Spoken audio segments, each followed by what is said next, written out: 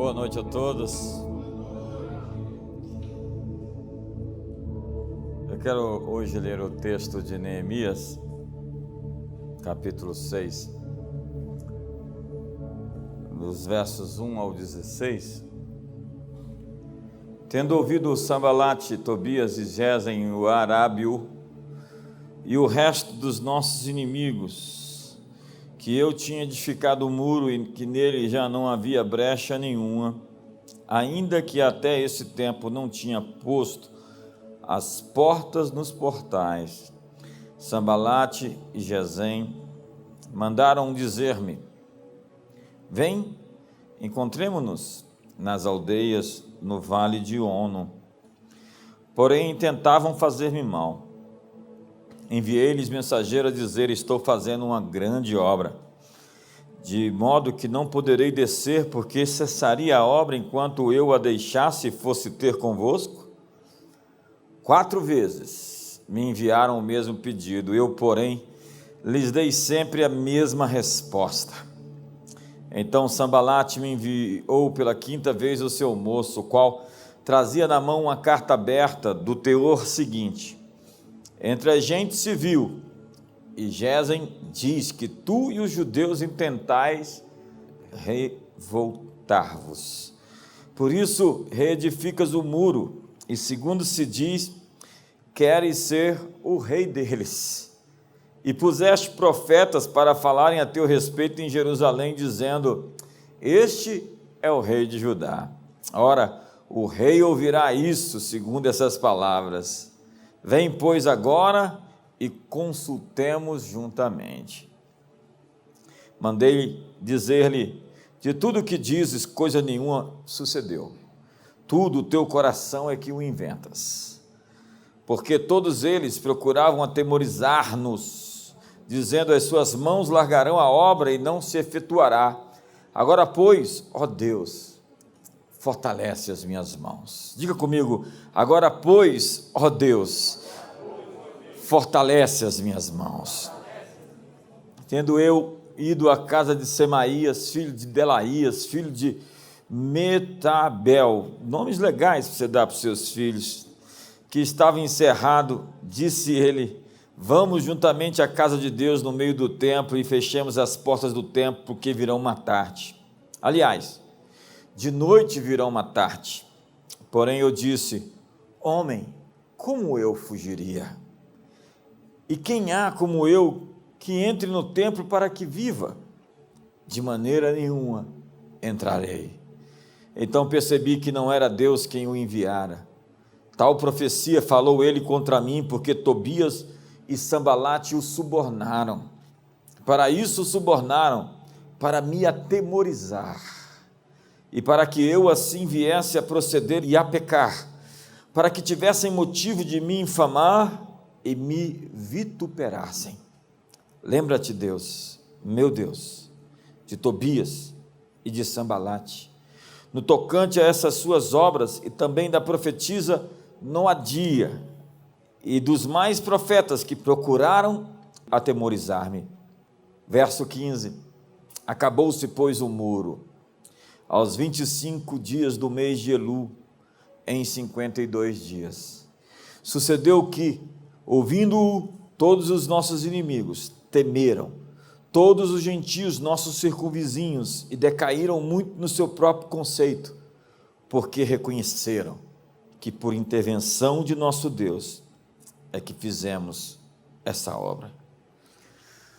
É, para mim, emocionante estar aqui hoje, depois de 77 dias, bastante tempo.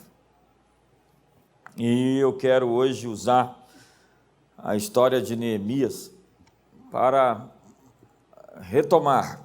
Esse é um tempo de virada, um tempo de retomada. Hora de juntar o que sobrou e transformar no que queremos. A vida e a história de Neemias nos inspira bastante, absolutamente, para esse momento em que vivemos. Saindo de casa, eu li um comentário do Rick Warren, que sempre foi uma inspiração para nós, o pastor da Saddleback Church, na Califórnia, falando sobre a visão que deveria ser repetida continuamente a cada 26 dias. A cada 26 dias deveria se repetir a visão. 26 é o ano, a idade que eu tenho de ministério pastoral. E eu entendo que nós estamos no meio de algo. Os muros foram construídos em 52 dias. Eu entendo que nós estamos só no meio de algo. A Comunidade das Nações daqui a 26 dias faz 17 anos. Nós estamos no meio de algo. Estamos simplesmente no período intermediário de algo que nos chamou, Deus nos vocacionou para fazer no mundo. E você faz parte disso. E eu tenho hoje como inspiração o livro de Neemias para construir aquilo que Deus nos chamou.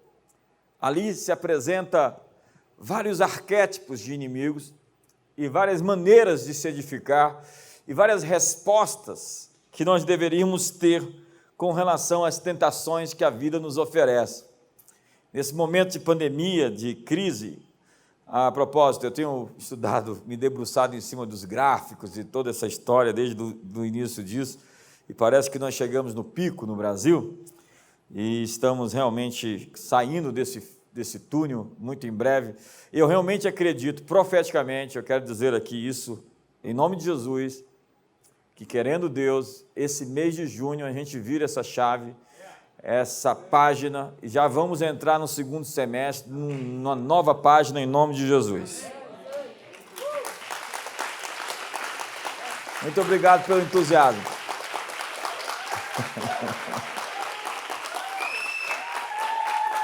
Come on, vamos para cima.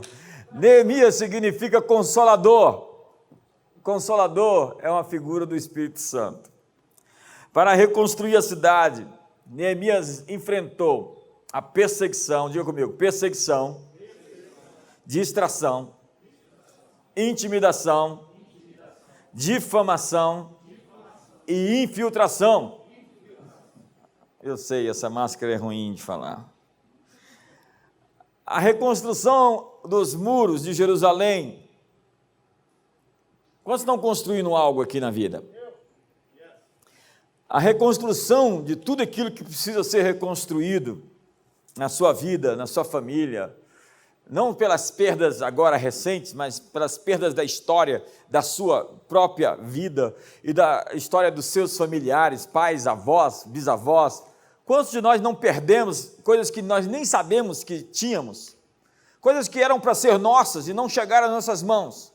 Coisas que foram roubadas dos nossos pais, avós, que deveriam ser herança transmitida às futuras gerações e não nos abençoaram. Mas eu estou aqui hoje para reivindicar até mesmo as coisas que foram perdidas, nem achadas, que eram nossas, deveriam ser e não chegaram até nós. Que Deus abra caminho na história nos próximos anos, sejam 10, 17 anos, para levar-nos a esse destino, a esse propósito, a esse chamado, a nossa herança e o nosso legado. Nós queremos dizer que queremos os anos consumidos pelo gafanhoto, a restituição de toda a colheita que nos foi retida.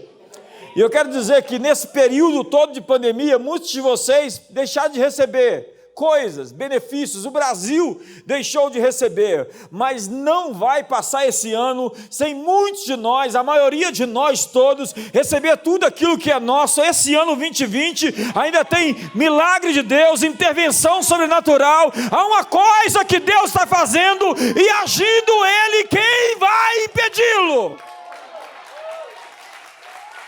Brasil, olha para cima, teu futuro está chegando, Ele é glorioso, Ele é poderoso, e nenhum inimigo por perseguição, distração, intimidação, difamação ou infiltração vai poder atrapalhar o que Deus tem para nós, como nação, como cidade, como pessoas, como famílias, como igreja. A reconstrução dos muros provocou reação. Todas as vezes que você vai cumprir o seu destino, o inimigo vai se entrepor a você e o seu destino. É como diz o Valoton: cães da destruição estão nas portas do seu destino. Eles estão tentando, quando você se aproxima dessa porta, desse lugar de rompimento, desse lugar de crescimento, desse lugar onde você vai saltar e conquistar o seu lugar, o inimigo começa a latir. E ele aparece tentando te apavorar, ele aparece tentando te amedrontar. Nesse ponto de rompimento, esse ponto de crescimento, esse ponto de inflexão da sua história, o inimigo sempre vai tentar aparecer e te atrapalhar. E o livro de Neemias, ele descreve modus operantes, a maneira como o inimigo age a fim de nos impedir de construir os nossos muros, de edificar as coisas que Deus nos chamou para fazer.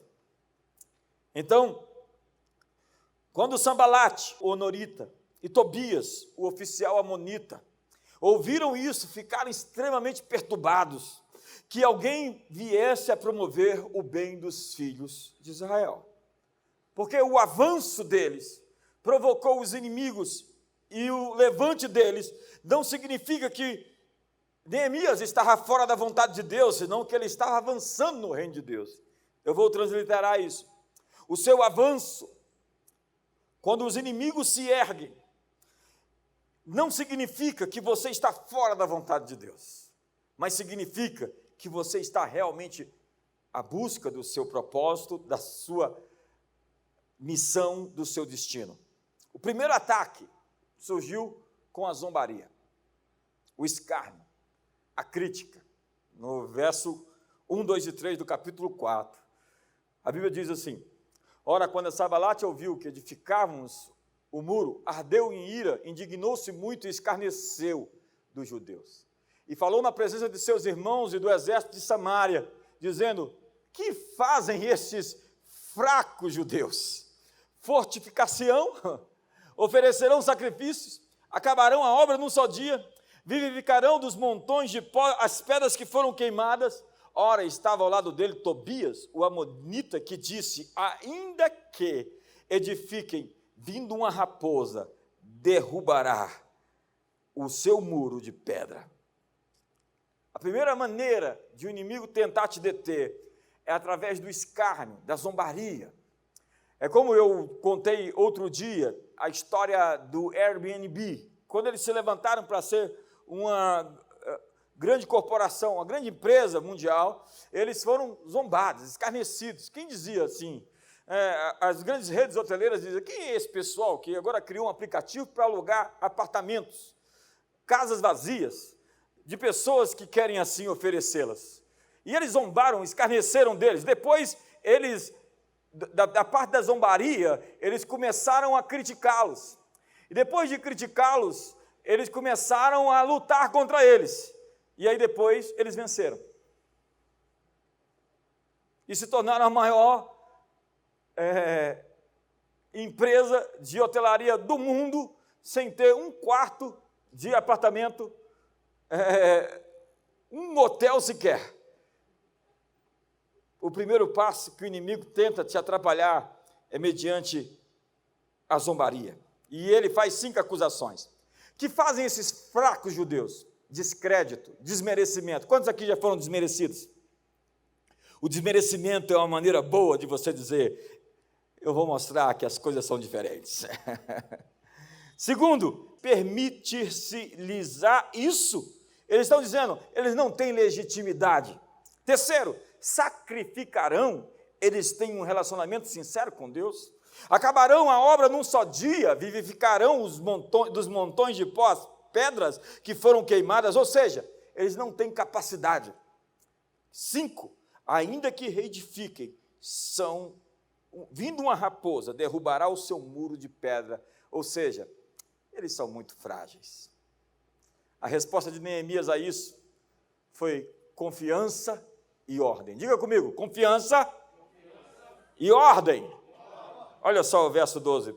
Quando os judeus que habitavam na vizinhança deles 10 vezes nos disseram de todos os lugares, mas sucedeu que, vindo os judeus que habitavam entre eles, 10 vezes nos disseram de todos os lugares onde moram, subirão contra nós. Pelo que nos lugares baixos, por detrás do muro, e nos lugares abertos, dispus o povo segundo as suas famílias, com as suas espadas, com as suas lanças e com os seus arcos. Olhei, levantei-me e disse aos nobres, aos magistrados e ao resto do povo. Esse é um dos melhores textos da Bíblia. Presta atenção nisso. Não os temais. Diga comigo, não os temerei. Lembrai-vos do Senhor. Ei, eu vim aqui hoje, essa noite, te dizer, não os temais. Lembra-te do Senhor, grande e temível. E pelejai por vossos irmãos, por vossos filhos. Pelejai pelas vossas filhas, pelas vossas mulheres e as vossas casas. Ele está dizendo, lute por algo maior que você. Lute pelo seu legado, lute pelas futuras gerações, lute por aqueles que ainda vão nascer, lute pelos fracos, lute pelo Brasil. Quantos querem lutar pelo Brasil, em nome de Jesus? Lembrai-vos do Senhor, grande e temível. Eu acho que você podia fazer um quadro com isso. Lembrai-vos do Senhor, grande e temível. Depois da zombaria, veio a distração. Capítulo 6, verso 1 ao 3. Tendo ouvido Sanbalate, Tobias, Gesem, o arábio, e o resto dos nossos inimigos, que eu tinha edificado o muro, e que nele já não havia brecha nenhuma, ainda que até esse tempo não tinha posto as portas nos portais, Sanbalate e Gesem mandaram dizer-me, vem, encontremos-nos nas aldeias, no vale de Ono, porém tentavam fazer-me mal. Enviei-lhes mensageiro a dizer, estou fazendo grande obra. Diga comigo, estou fazendo grande obra. Oh, meu Deus do céu, eu acho que a sua obra não está muito empolgada hoje, não. Diga, eu estou fazendo uma grande obra. Faz que nem a irmã fez ali, puxa a máscara assim e fala, estou fazendo uma grande obra. É uma nova liturgia, Jesus. De modo que não poderei descer, porque cessaria a obra, enquanto eu a deixasse e fosse ter convosco. Em outras palavras, Sanbalate, você é uma distração. O inimigo propõe um diálogo amigável. O inimigo nunca é tão perigoso quando ele vem bem disfarçado. O que começou com zombaria e escárnio, agora é uma conversa polida, educada, elegante. O inimigo não critica, não desdenha, não ameaça. Porém, Neemias não quis conversa. Estou fazendo uma grande obra, estou ocupado, não descerei até vós. O inimigo quer, no entanto, entretanto, levar a batalha ao seu campo. Ele diz, vem até mim, na planície do Vale de Ono. Vale de Ono. Ono significa força. Eles queriam levar a batalha para o lugar da sua força. Portanto, eu vim aqui para lhe informar que você não pode lutar no lugar da força do inimigo. Você tem que escolher o seu campo de batalha. Você tem que escolher a batalha e o seu ambiente onde ela vai acontecer. Escolha o seu campo de batalha. Não pare de fazer a obra para discutir com os inimigos. Um dos nossos erros, às vezes, sabe o que é? É responder. Responder. Você não tem que responder a todo mundo. Entenda, na minha posição eu recebo milhares de mensagens. E tem gente que quer uma resposta minha. E tem gente que não terá uma resposta minha.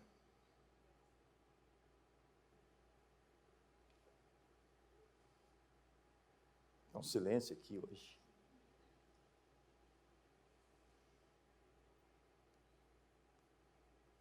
Estou ouvindo o barulho do seu cérebro.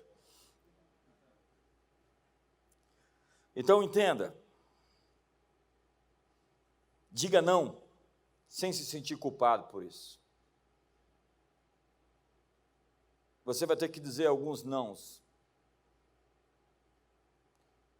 E alguém disse que integridade é dizer não o mais rápido que você puder. Fala comigo assim, não. Tem gente que é do contra, não pode incentivá-lo. Há ambientes onde o que você disser simplesmente não vai adiantar. Há pessoas tomadas de uma desonestidade intelectual, com opiniões e com sofismas que não se alterará, não importa o que você diga. É quando é uma questão passional, emocional, sentimentos estão envolvidos, não importa como você fizer a prova, sua nota sempre vai ser 0. Se o inimigo não encontrar um verdadeiro problema em sua vida, ele vai inventar. Então vem no verso 4 a insistência.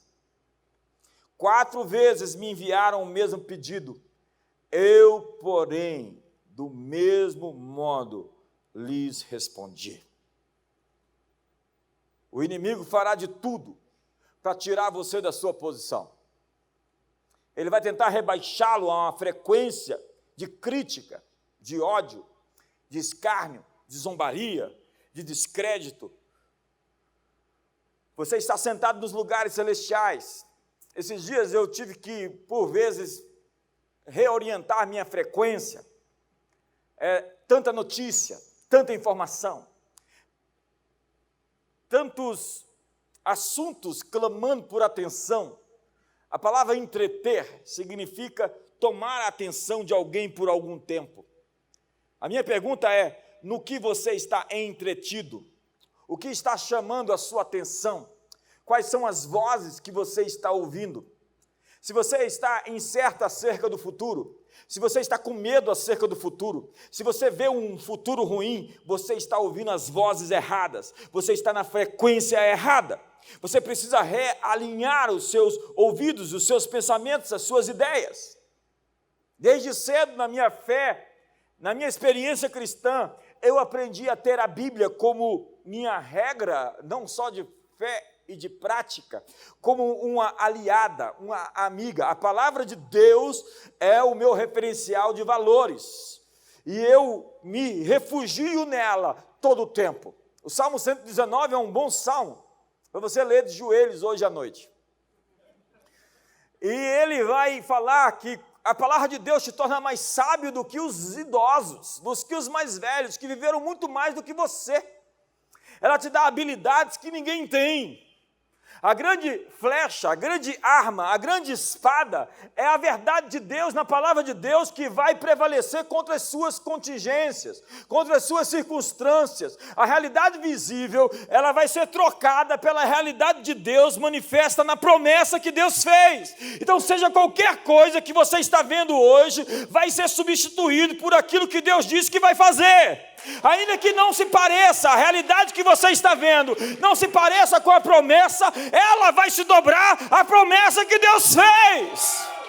Deus tem uma promessa para você, com o seu endereço, com o seu nome. Deus tem uma promessa para essa cidade, Deus tem uma promessa para a comunidade das nações, Deus tem uma promessa para o Brasil, e passarão céus e terra, mas as palavras de Deus jamais passarão. Me ajudem!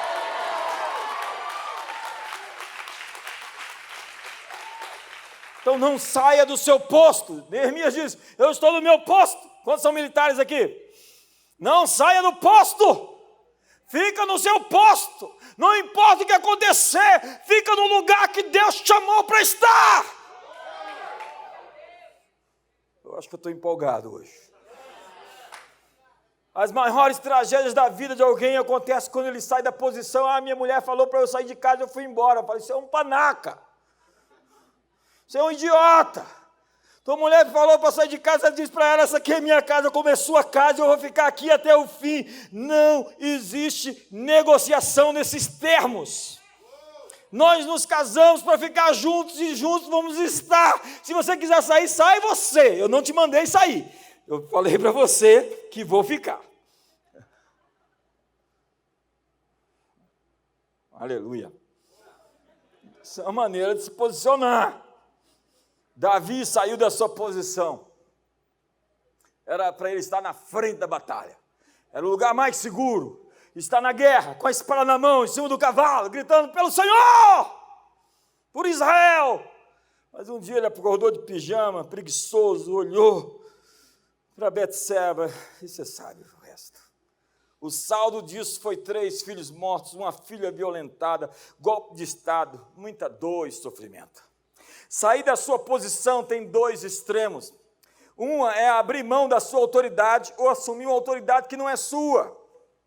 Há pessoas que desejam se mover num dom, que desejam, em vez de agir no dom que receberam. Permaneça na autoridade que lhe foi dada por Deus. Judas saiu da sua posição e perdeu o seu lugar. O dom de Deus não significa a aprovação de Deus. Num tempo, Deus lhe deu presentes, dons que não vai tirar de você. Mas não quer dizer que você está indo bem por causa dos dons que Ele te entregou. Judas estava no meio dos discípulos, expulsando demônios, curando enfermos, diz Mateus 10. Muitos líderes pensam que Deus aprova seus erros porque seus dons continuam fluindo. Judas andou com Jesus, deixou seus negócios para seguir Jesus, mas saiu da sua posição, deixou o seu posto, sua cátedra, perdeu sua autoridade. Romanos diz, no capítulo 11, que os dons de Deus e a vocação de Deus são irrevogáveis, pastor Pedro.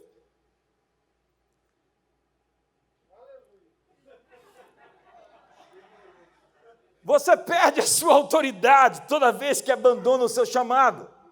Ei, não saia da sua posição. Fique na sua posição, não abaixe a sua frequência para responder aos críticos. Pare de discutir, fazer barraco, confusão. Adão e Eva caíram do seu lugar e foram roubados da sua autoridade. É a síndrome de Jonas. Ah, Senhor, me diga o que fazer. Ele estava em rebelião e aí foi para o ventre do peixe. Eu estava conversando com uma autoridade aqui de Brasília ontem, ele almoçou comigo aqui, e ele falou para mim, eu só estou aqui, saí da minha cidade para servir a Deus nesse lugar, na esfera política, porque eu tenho muito medo da barriga do peixe. Ou seja, Deus me mandou estar aqui, a contragosto, e eu vou estar, para fazer o que Deus me mandou. Não vou sair do meu posto, não vou sair da minha posição. É isso que Ele me chamou para fazer nessa temporada. A Bíblia diz, no livro de Judas, que há anjos que não guardaram o seu domicílio, Ele os tem guardado em trevas, presos em algemas eternas. Neemias, ele é uma pessoa que se coloca na brecha. Ele é alguém que intercede pelos pecados dos seus pais. Ele chama para si os pecados dos seus antepassados. Quando você vê Neemias, Esdras, Daniel, eles dizem, o problema do Brasil é meu. O problema de Israel é meu. Tudo que está acontecendo é minha culpa. Deus perdoa os nossos pecados. O intercessor é alguém que se coloca entre o povo e Deus. É alguém que se coloca entre alguém e Deus. É alguém que se coloca entre o Brasil e Deus. E ele chama para si, ele diz, perdoa o nosso pecado. Esses homens que eu acabei de citar, todos eles fizeram isso. Eles dizem, é sobre mim. Eu sou a resposta, eu sou a solução, eu sou a chave para virar e abrir essa porta. Há muita gente hoje que tem como passatempo predileto acusar o que está errado. Ajuda quem não atrapalha. Eles são os profetas, na verdade, da acusação. Juízes.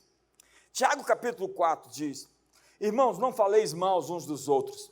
Aquele que fala mal do irmão ou julga o seu irmão, fala mal da lei ou julga a lei. Ora, se julgas a lei, não és observador da lei, mas juiz. Há um só legislador e juiz, aquele que pode salvar e destruir. Tu, porém, quem és que julga o próximo? A próxima arma do inimigo é a difamação. Como Neemias não saiu da posição, a estratégia muda. Agora eles fazem uma carta aberta com fake news. Olha só o verso 5. Então Sambalate me enviou pela 5ª vez o seu moço, o qual trazia na mão uma carta aberta, do teor o seguinte, entre as gentes se ouviu, entre as nações, que tu e os judeus intentais revoltar-vos, e por isso tu estás edificando um muro, e segundo se diz, queres se fazer rei deles, e até constituíste profetas, para proclamarem a respeito de ti em Jerusalém, rei em Judá. Ora, essas coisas chegarão aos ouvidos do rei. Vem, pois, agora e consultemos juntamente. Ele está dizendo, já que você não veio por uma maneira polida, eu vou inventar uma mentira, espalhar uma boataria e atacar você e destruir sua reputação. Eles lançam dúvida quanto à motivação de Neemias construir e edificar o que ele está edificando, e ameaçam com boatos que chegariam aos ouvidos do rei. A resposta de Neemias não pode ser mais específica e tão sábia. Mandei-lhe dizer-lhes, de tudo o que dizes, coisa nenhuma sucedeu. Tu, do teu coração, é que o inventais, porque todos eles procuravam atemorizar-nos, dizendo, as suas mãos largarão a obra e não se efetuará. Agora, pois, ó Deus, fortalece as minhas mãos. Ele está dizendo, de tudo isso que foi inventado, a ideia é para que eu parasse de fazer o que estou fazendo. A ideia era me atemorizar com fake news. A ideia era fazer com que eu desistisse de fazer o que estou fazendo. Mas fica sabendo, Deus vai fortalecer as minhas mãos. Amigos, é preciso lidar com a intimidação. Intimidar é tornar tímido. Intimidar é desencorajar, é coagir, é suprimir por ameaça. A raiz da intimidação é o medo, e quando você se intimida pelas ameaças do inimigo, a unção para de fluir. Você deixa de fluir nos seus dons, desperta o dom que há em Deus, pela imposição das minhas mãos, porque Deus não nos deu espírito de intimidação, espírito de temor, espírito de medo, mas de poder, de moderação e de amor, disse o apóstolo. Elias ficou intimidado pelas ameaças de Jezabel e saiu do seu posto. Foi para a caverna. E Deus falou, o que você faz aqui, Elias? Ou seja, por que você saiu do seu lugar? Deus diz, por que você está aqui? Elias deveria confrontar Jezabel e acabar com o resto. Ele tinha agora destruído os profetas de Baal. Deveria ter marchado até o castelo de Jezabel e resolvido a questão. Mas ele estava com medo. Ele estava intimidado. Jezabel tinha mandado uma mensagem para ele, dizendo, faça-me os deuses o que quiser, se amanhã a cabeça de Elias estiver sobre o seu pescoço. Quando Elias fugiu, ele levou consigo a coragem do seu povo. Quando um líder foge, o povo treme.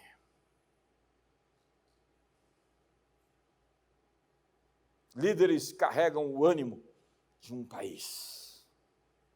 Todas as vezes que você sai do seu posto, você dá a sua autoridade, o seu chamado para outra pessoa. Hoje há líderes somente de título, porque perderam sua autoridade, porque outras pessoas lhe intimidaram. O que lhe intimida, lhe controla. Toda vez que você cede à intimidação, você perde a sua autoridade. E aquilo que você não confronta, não vai mudar. Seus dons ficam inativos e inoperantes quando você cede à intimidação, porque intimidar é tornar tímido. E os tímidos e os covardes não herdarão o reino de Deus. Mateus 25 diz, na parábola dos talentos, que um homem enterrou os seus talentos com medo. E Deus diz, você é um servo mau e preguiçoso, servo inútil, negligente e ocioso. Em 2 Pedro, capítulo 4, verso 10, diz, servi uns aos outros, cada um, conforme o dom que recebeu, como bons dispenseiros da multiforme graça de Deus. A Bíblia diz, convém que os homens vos enxerguem como dispenseiros da graça de Deus. O que é um dispenseiro? É alguém que tem as chaves da despensa, e abre a despensa, e aquela despensa está cheia, porque é a despensa de Deus. Aquela despensa está farta, porque era a despensa de Deus. A Bíblia diz de Eliaquim, que recebeu as chaves de Davi, que abre e ninguém fecha, fecha e ninguém abre, que é a chave dos tesouros reais. Ei, convém que os homens vos vejam como aqueles que têm as chaves dos tesouros reais, e podem abrir as portas, e podem trazer para o nosso mundo aquilo que existe no mundo de Deus. Alguém entendeu aqui hoje? Você pode ser visto como alguém que tem os tesouros, as chaves dos tesouros de Deus, quando você é um ministro do Evangelho. Quando você fica intimidado, você renuncia à sua autoridade. E se nós permitirmos isso, nós seremos prisioneiros do medo, da depressão, da ansiedade, daquele campo de prisioneiros do Auschwitz demoníaco. Você assistiu Monstros S.A.? Assistiu? Quem tem filho tem que assistir essas coisas. E alguns não precisam de filhos para assistir isso. Os monstros, no Monstros S.A., se alimentavam do medo, dos gritos, do pavor. É assim que o inimigo se fortalece, pelo seu medo. Nós precisamos de um novo dom essa noite, o dom de ignorar, o poder de ignorar. Como diz Filipenses 1, verso 28, e que em nada estáis intimidados pelo adversário. O que para eles é indício de perdição, para vós de salvação, e isso da parte de Deus. E tem um pedido apostólico na Bíblia, quando Herodes, na verdade, quando os inimigos, os fariseus e os saduceus, ameaçam os apóstolos para que eles não preguem as boas notícias, eles fazem uma oração inversa, eles dizem: Senhor, nos dá muita ousadia, intrepidez para pregar as boas notícias. O espírito de Sambalate quer calar a voz profética e parar a construção dos muros. A estratégia do diabo, então, é a intimidação, é te deixar na defensiva, acuado, com medo, concentrado em se defender, em preservar sua própria vida, em sobreviver. Ei, nós não chegamos aqui para sobreviver, nós estamos no modo conquistar, nós estamos no modo ocupar, nós estamos no modo vida abundante, nós estamos no modo viver plenamente, poderosamente. Mas Neemias tinha mais medo de pecar do que medo de morrer. Ele assumiu sua posição e cresceu no seu chamado, e aí vem a última e a pior parte, a infiltração. A carta aberta com calúnias não funciona. As ameaças, a boataria, não é nada comparado às falsas profecias. Você já viu esse filme, O Inimigo Mora ao Lado? Verso 10. Tendo eu ido à casa de Semaías, filho de Delaías, é uns nomes, filho de Metabel. Eu sou de uma época, sou filho de cristãos da Assembleia de Deus, minha mãe, minha avó. Esse pessoal dessa época, eles achavam um nome assim desse na Bíblia e davam para os filhos. Mas eu não sabia nem que aconteceu isso. Disse ele: vamos juntamente à casa de Deus, ao meio do templo, e fechemos as portas do templo, porque virão matar-te. Aliás, de noite virão matar-te. O sacerdote Semaías estava a serviço do inimigo. Ele vendeu sua consciência, seu ministério, sua vocação, deixou-se subornar e passou para o outro lado. Você conhece gente que mudou de lado? Há pessoas mudando de lado. Ele coloca um tom de urgência, de gravidade. Vão te matar, aleluia, glória a Deus. Assim, não, como é que eles falam? Deixa para lá, eis que te digo. Vão te matar de noite, virão te matar, e oferece uma alternativa indecorosa. Mas, mais uma vez, Neemias prova o seu discernimento. Verso número 11. Porém, eu disse: homem, como eu fugiria? E quem há como eu, que entre no templo para que viva? De maneira nenhuma entrarei. Então percebi que não era Deus quem o enviara.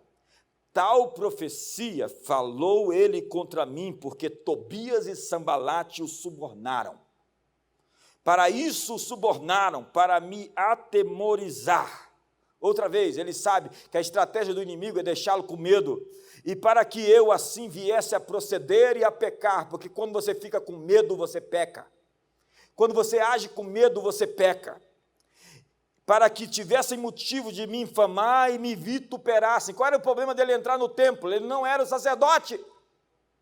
E com medo ele ia se esconder no lugar onde ele não tinha permissão de estar. Lembra-te, meu Deus, de Tobias e de Sambalate, no tocante a essas suas obras, e também da profetisa Noadia, e dos mais profetas que procuraram atemorizar-me. Diga comigo, atemorizar-me. O que há de errado com aquela profecia? Entrar no templo para se esconder seria uma profanação. Quantos de nós não estamos sendo alvos de falsas profecias nesse momento? Tem gente que me escreve e diz, nós estamos vivendo o início das dores. Olha, Jesus disse aquilo há 2000 anos atrás, o início das dores já começou tem 2000 anos. Já está na hora de nascer. Não é o início não, irmão, é a hora do nascimento mesmo. É porque se são as dores de parto, significa que essas contrações vão gerar algo. Quantos querem ver esse bebê nascer em nome de Jesus? Eu fico assim, eu não sei o que dizer para algumas pessoas, porque a gente responde algumas coisas que a religião não acredita. Quantos não estão sob essa ameaça e intimidação? A Bíblia diz que quando você vê todas essas coisas, levante a sua cabeça, não olhe para elas. Diz assim, não fica fixo em terremoto, em fome, em peste, olha para cima. Muda o seu olhar, o seu foco, a sua perspectiva. Franklin Roosevelt disse, não temos nada a temer, a não ser o próprio medo. Neemias terminou o muro, e nós vamos terminar o que fomos chamados para fazer. Há uma unção para finalizar aqui.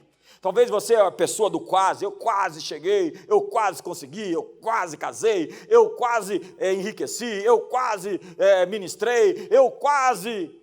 Deus está quebrando a maldição do quase esses dias, porque Ele é o autor e o consumador da nossa fé.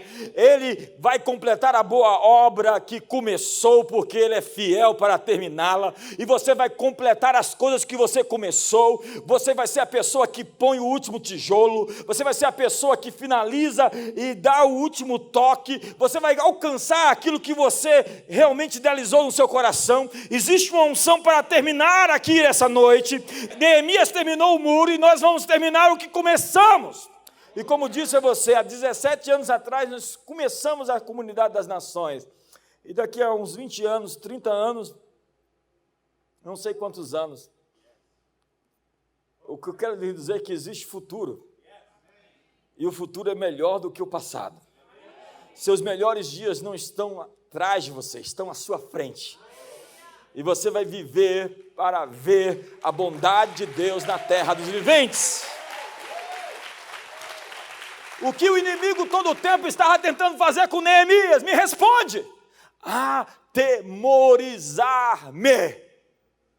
O diabo, com os seus asseclas, com os seus vasos, esses arquétipos, Sambalate, Gesem, Tobias, tudo o que eles queriam fazer era que Neemias entrasse no modo medo, no modo preservação, no modo pavor, no modo intimidação. Toda a estratégia do inimigo era tentar Neemias parar de fazer a obra de construir os muros da cidade, fazendo com que ele viesse a ficar com medo e pecar. Então, o verso 15 diz, e assim termino. Jesus, quanto tempo! Voltamos! Voltamos! Estamos de volta! E a propósito, estamos só começando. Fica sabendo, Satanás, nós só estamos começando. Nós só estamos começando. Nós vamos terminar o que começamos. Estamos em modo terminar. Quanto tempo vai levar? Eu sugiro uns 30 anos. Quantos estão prontos para os próximos 30 anos? 30 anos, 30 anos. Quantos estão prontos para pegar na massa? Pegar as ferramentas, pegar na espada, como Neemias, ele pegava na espada numa mão e o outro com a outra mão trabalhava. Nós estamos prontos para construir o que Deus nos chamou para fazer. Fique de pé essa noite. E diz o verso 15: acabou-se, pois, o muro aos 25 dias do mês de Elu, em 52 dias.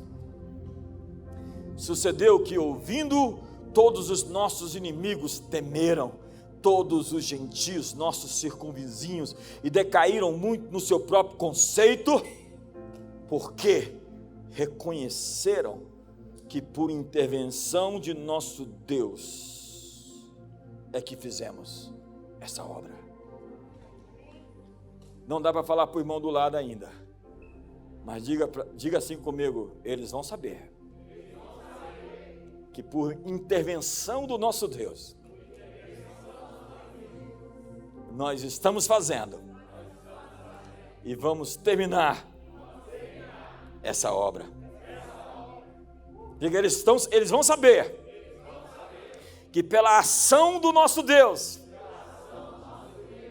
é que vamos terminar o que começamos. Quando o povo de Deus se dispõe a trabalhar, o impossível acontece. Levante as suas mãos hoje. Levante as suas mãos agora. Levante as suas mãos e o adore. Coloque-se num lugar,